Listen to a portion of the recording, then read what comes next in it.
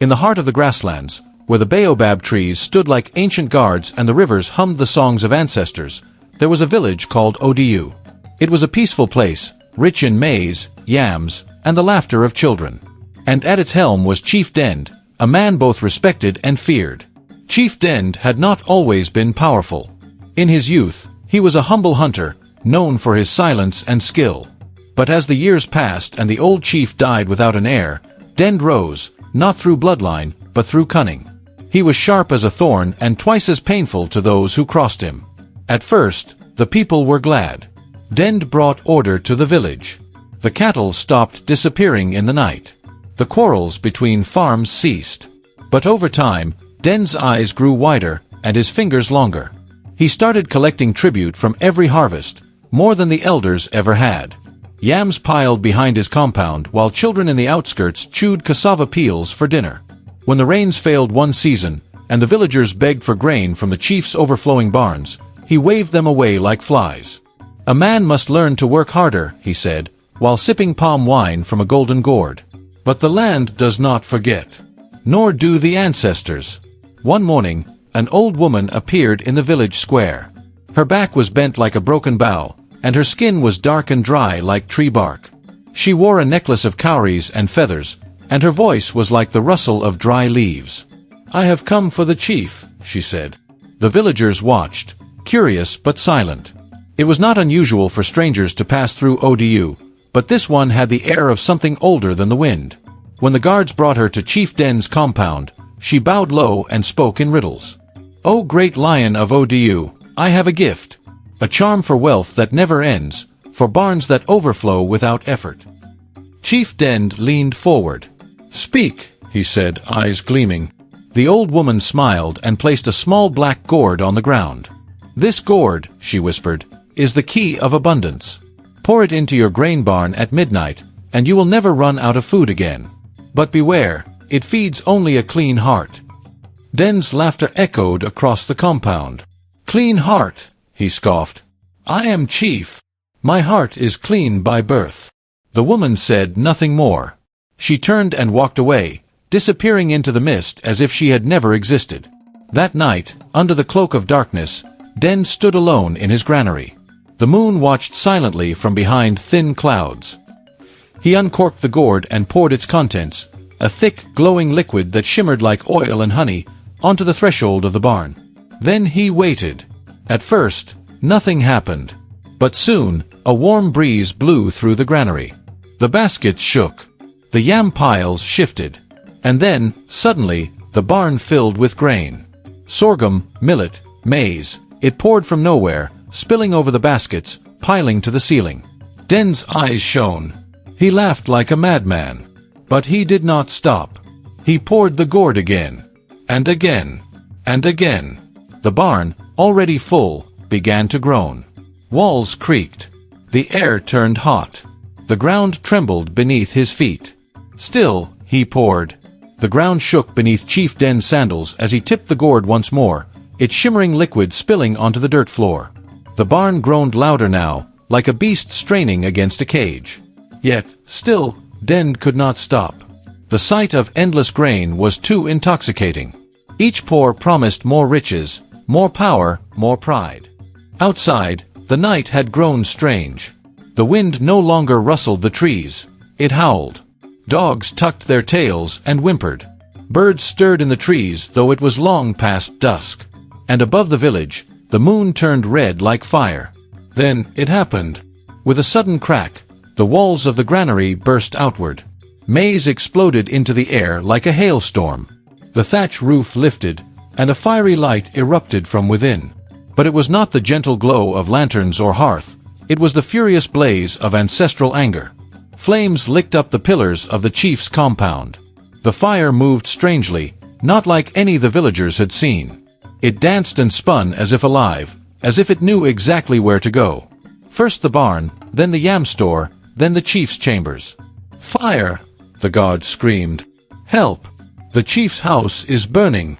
Villagers poured from their huts, carrying calabashes of water and wet cloths, but no matter how much they threw at the flames, the fire only grew. It roared louder, angrier, consuming every corner of the chief's compound. And above it all, the sound of laughter, deep, old laughter, echoed through the night. Chief Den stumbled out of the inferno, his fine robes in tatters, his hands blistered. He fell to his knees in the village square, surrounded by the people he had once ruled. "Help me," he croaked. But no one moved. Elder Koma, the oldest man in Odu, stepped forward slowly. His walking stick tapped the ground like a drumbeat. "You were warned," the elder said. "The charm feeds only a clean heart.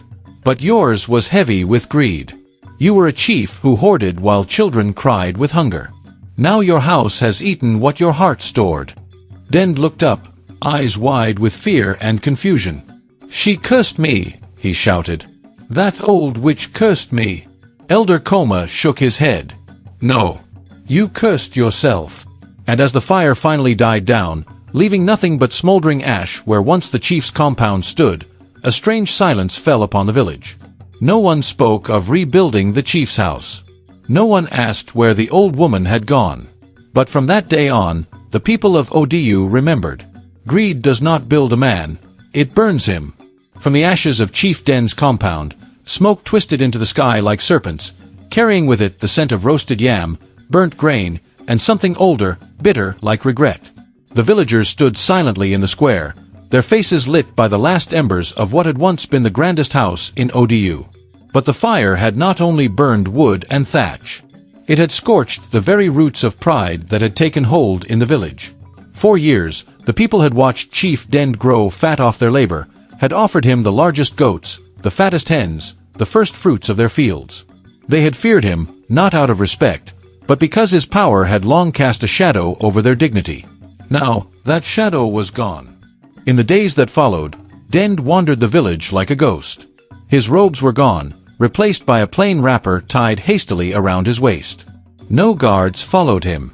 No children ran up to greet him. People turned their eyes away when he passed.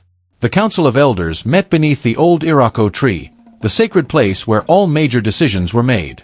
Elder Koma, his voice like wind through dry grass, addressed the gathering. "It is time," he said, "for Odu to choose a new path. One not led by greed or fear." A murmur of agreement passed through the crowd. "But what of Chief Dend?" asked a young farmer. "He still lives." "Yes," said Elder Koma. "But he no longer rules. The fire took his crown, not his life. Let that be his punishment, and his lesson." The village agreed.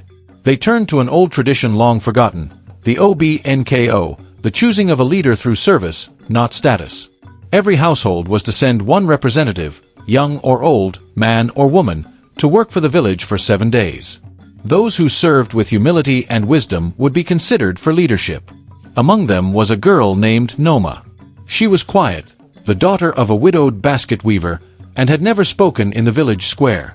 But during the week of service, she rose early, helped mend the fishing nets, shared her only bowl of stew with a crying child, and told stories at night that made the elders nod in approval. She spoke not of power, but of balance. Not of glory, but of justice. And on the 7th day, the people gathered once again under the Irako tree. Elder Koma stood, leaning on his staff. "We have seen much. But one among you has reminded us that true leadership is not taken, it is given, by those who are willing to carry others." He turned to Noma. The girl froze. "Noma, will you serve as caretaker of Odu?" A hush fell. She stepped forward, her voice soft but clear. "Only if the people walk with me. For no one walks far alone." The villagers cheered, not loud like war drums, but like rain falling gently after a long drought. And so it was that a girl with no title, no riches, and no thirst for power became the guide of Odu.